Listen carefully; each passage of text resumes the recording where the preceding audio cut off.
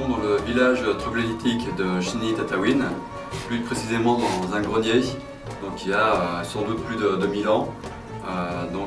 Les tribus amazirs qui vivent, tribus autochtones qui vivent donc, depuis des millénaires sur ces terres, sont montées sur ces montagnes il y a environ 1000 ans, 1300 ans, lorsque les tribus hilaliennes sont arrivées donc, de l'est de la péninsule arabique, se sont réfugiés sur les hauteurs, ont laissé les plaines à l'envahisseur, comme malheureusement souvent ce qui arrive, et se sont installés ici dans des zones semi-arides, extrêmement difficiles.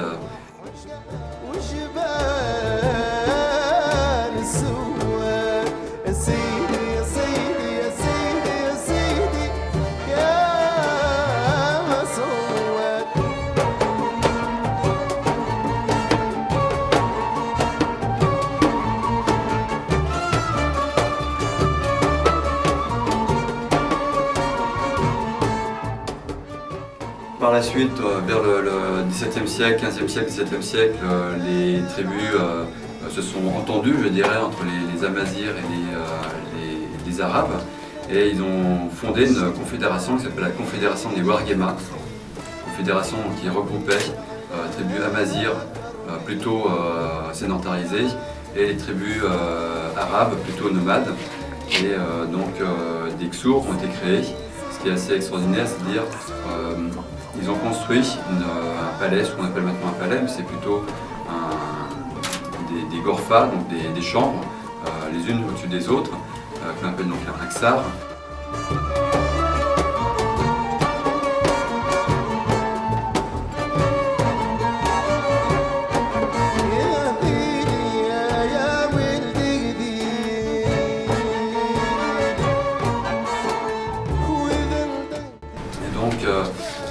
Nous avons donc effectué quelques spectacles justement dans ces Xur, un théâtre extraordinaire, on n'a pas besoin de poser de décor, le décor existe grâce à ces bâtiments qui sont le fruit du travail collectif de ces tribus qui ont donc construit ces forteresses, ces greniers fortifiés, stocké leurs grains qu'ils cultivaient sur ces terrasses pour ensuite donc vivre toute l'année de façon nomade.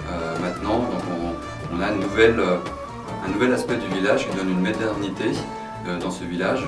Et hier soir, nous avons tourné par exemple, nous avons fait un petit spectacle. On a allumé des bougies. Tout ça, c'est grâce justement au muret de l'Institut du patrimoine. Et donc on peut redonner une nouvelle vie à ce village.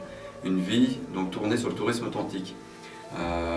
Depuis plusieurs années, donc, on a un tourisme de masse qui a été développé en masse par les institutions. Ils essaient de revenir sur un tourisme plus respectueux de l'environnement et un tourisme qui permet donc qui soit beaucoup plus bénéfique à chaque individu, à chaque habitant du sud-est tunisien. Donc moi personnellement, par exemple, j'habite dessous la mosquée, à 30 mètres dessous la mosquée. J'ai pris une troglodyte bien sûr abandonnée, j'ai gratté les crottes de chèvre, j'ai enlevé tout le mergine collé de ces déchets d'olive. Donc j'ai transformé cette maison troglodyte, installé l'eau, l'électricité, et maintenant il y a un confort extraordinaire qu'on n'a pas dans les hôtels, car la clim ne tombe jamais en panne ici. La troglodyte est parfaite pour ça, on est à 10 mètres au cœur de la montagne. Donc c'est des choses extraordinaires qu'on peut vivre comme ça tout au long de l'année dans le sud tunisien, qui est très vivant, avec une jeunesse souriante, qui parle souvent en français.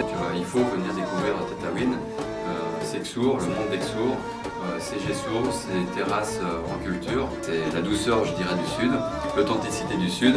Et il y a tout un tourisme justement à développer grâce à cette authenticité, grâce au fait que tous les panneaux soient écrits en français, mais en arabe et en français, que les routes soient goudronnées, qu'on ait la 3G partout, on a l'eau, l'électricité dans les troglodytes, des gîtes extraordinairement bien restaurés comme le gîte Kenza.